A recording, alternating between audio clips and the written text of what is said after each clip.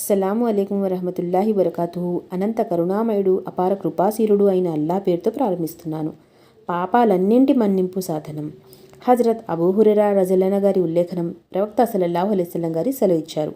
సంపూర్ణ విశ్వాసంతో పుణ్యఫలాపేక్షతో ఎవరైతే రంజాన్ యొక్క రోజాలు పాటిస్తాడో అతని పూర్వ పాపాలన్నీ మన్నించి వేయబడతాయి. ఇంకా ఎవరైతే పూర్తి విశ్వాసంతో పుణ్యఫలాపేక్షతో రంజాన్ రాత్రుల్లో దైవారాధనకు గడుపుతాడో అతని వలన జరిగిన పూర్వ పాపాలన్నీ మన్నించి వేయడం జరుగుతుంది. ఇంకా ఎవరైతే లైలతుల్ ఖద్ర్ యొక్క ఘనమైన రేయిని యందు పూర్ణ విశ్వాసంతో పుణ్యఫలాపేక్షతో జాగరణ చేస్తాడో అతని వలన జరిగిన పూర్వపు పాపాలన్నీ క్షమించవేయబడతాయి అని ఇక్కడ చెప్పడం జరిగింది. ఎహ్తిసాబ్ అంటే ఒక వ్యక్తి తాను పూర్వం చేసుకున్న పుణ్యకార్యాలన్నిటినీ కేవలం అల్లాహ్ కొరకే చేస్తాడు.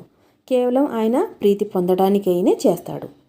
ఈ హదీస్లో పాప పరిహారాన్ని గురించి వినిపించడం అంటే పాప పరిహారానికి గాను వినిపించే శుభవార్త అన్నమాట. ఈ ఆదేశాలను వ్యతిరేకిస్తూ పరలోకంలో జవాబుదారీతనం ఉంది మనకి అని ఎవరైతే ఆలోచిస్తారో వారి గురించి శుభవార్త. అలా కాకుండా నిర్భయులుగా ఎవరైతే ఉంటారో వాళ్ళ గురించి ఏమని చెప్తున్నారంటే, ఒరే నాయనా, నీకు ఇది ఒక లైసెన్స్ ఇచ్చేశారు, రంజాన్ రోజాలు పాటించు, తరావీ రాత్రుల్లో జాగారం చెయ్యి, నువ్వేమో నీకు లెక్కపత్రం అనేది సాఫీగా సాగిపోతుంది. ఈ ఒక్క నెల నువ్వు కష్టపడు, మిగతా 11 నెలలు నువ్వు ఏ విధంగా చేసినా పర్లేదు.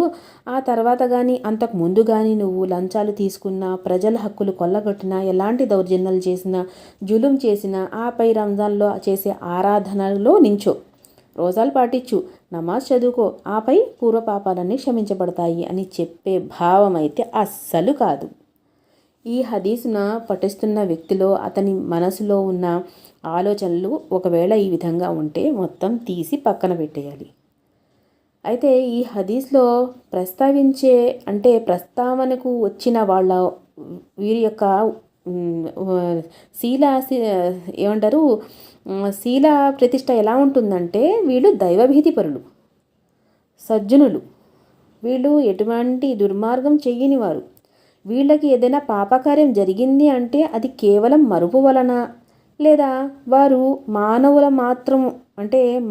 నిమిత్తం జరిగే ఒక పొరపాటు మాత్రమే అయి ఉంటుంది. వాళ్ళు కావాలని ఏది కూడా చేయరు. ఒకవేళ వాళ్ళ వల్ల పొరపాటు జరిగింది అంటే వారేం చేస్తారు?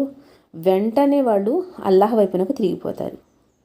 దైవం నన్ను క్షమించు, ఓ అల్లా తఆలా నన్ను క్షమించు, నేను ఇంత పెద్ద పాపాన్ని చేశాను, నువ్వు నన్ను క్షమించు అని వాళ్ళు మొరపెట్టుకుంటూ రేయి పగలు అనక వాళ్ళు వారి యొక్క పశ్చాత్తాపాన్ని వాళ్ళు బయట పెడుతూ ఉంటారు.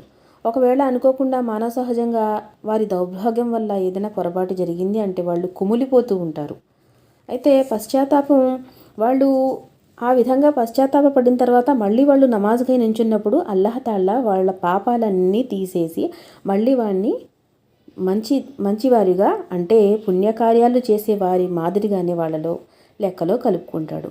ఇప్పుడు మనల్ని అడగొచ్చు, అదేంటండి ఒకవేళ తనలో పాపం జరిగింది కదా, మరి అల్లాహ్ తాలా ఎలా క్షమిస్తాడు అని. ఒక ఉదాహరణ చెప్పనా? మనం ఉన్నాం, మన పిల్లల్ని ఏదైనా తప్పు చేసినప్పుడు దండిస్తాం, ఒక దెబ్బ వేస్తాం. కానీ ఆ పిల్లలు ఎక్కడికి వస్తారు?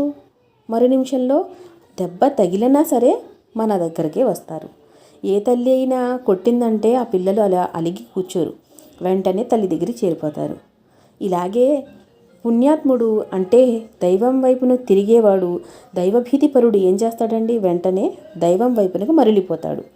వెంటనే అల్లాహ్ తాలా వైపును మరలి, ఓ అల్లా, నేను తప్పు చేశాను, నన్ను మన్నించు అని అతను క్షమాపణ కోరుకుంటాడనమాట. ఒక ఉదాహరణ, ఒక నౌకరు ఒక యజమాని దగ్గర పనిచేస్తున్నాడు. అతని వల్ల ఏదో తప్పు జరిగింది, అతను ఉద్యోగం నుంచి తీసేశాడు. వెనుకటి మాదిరిగానే నేను అలాగే ఉంటాను, నా తప్పు లేదు అని అంటే ఎవరికండి నష్టం?